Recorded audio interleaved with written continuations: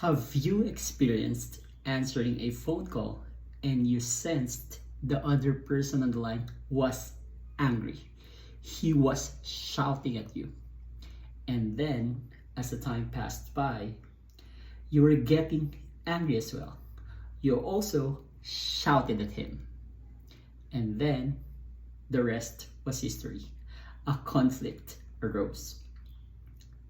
The said scenario may happen again, and if our reaction is different, a conflict can be avoided. That is, if we know how to manage our emotions effectively. Tonight, I'll be sharing 5 important lessons in mastering your emotions and emotional intelligence. This is what I have learned from these 2 books, from Master Your Emotions by Thibaus and Emotional Intelligence by Daniel Goleman. I'll also cite examples in guiding you in mastering your emotions and improving your emotional intelligence. Are you all ready?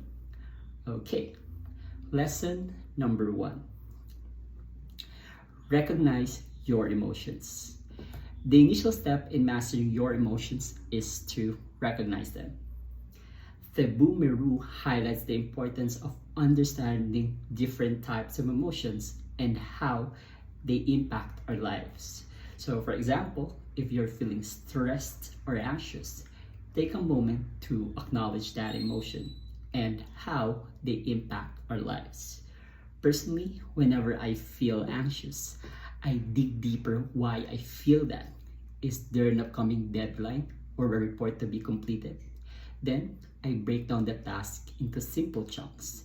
And then once I commit myself in doing it, I begin to feel productive. And the anxiety subsides. Lesson number 2. Practice self-awareness. Daniel Goleman emphasizes the importance of self-awareness in emotional intelligence. That is, understanding our strengths and weaknesses, and as well as understanding how our emotions impact our behavior. For example, if you know that you tend to get angry when you're under stress, you can take steps to manage that emotion and prevent it from affecting your relationships or work. Personally, I'm also reflective on what normally triggers me to feel a certain emotion. Let us say, if a person cuts me off whenever I speak, I would feel irritated. Then I realized at that moment that I should calm myself and address it accordingly.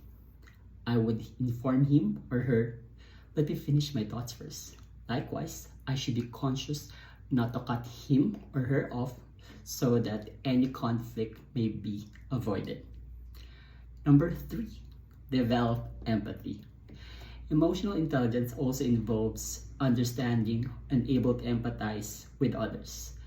Thibaus emphasizes the importance of developing empathy to connect with others and build stronger relationships.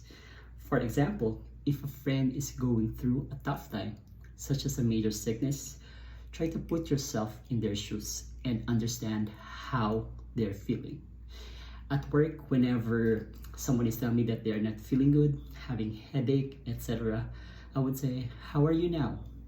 Have you taken your medicine? And if they say their condition worsens, I'll say to them, try to visit the clinic so that appropriate care must be provided or extended to them. This also goes to show that you also care for their welfare. Lesson number 4. Communicate effectively. Daniel Goleman stresses the importance of effective communication in emotional intelligence.